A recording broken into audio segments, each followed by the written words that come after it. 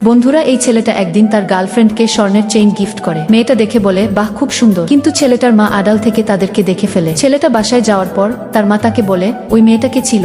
ছেলেটা বলে, ওই মেয়েটা মানে কোনো মেয়ে? মা বলে, তুই জানিস না, আমাকে সত্যি কথাটা বল। আমি সব জানি। আমি তোর জন্য একটা ভালো মেয়ে দেখেছি, কালকে আমার সঙ্গে যাবি দেখার জন্য। বন্ধুরা, তারপর কি হলো সেটা দেখার আগে ভিডিওটিতে লাইক দিয়ে চ্যানেলটি সাবস্ক্রাইব করে দাও। পরদিন মেয়েটা স্কুল যাওয়ার পথে তার বান্ধবীকে বলে, মাম, আমি না একটা প্রবলেমে পড়ে গেছি। আমার মনে হয় আমি প্রেগন্যান্ট। তার বান্ধবী বলে, তুই কি ওর বাড়ি চিনিস?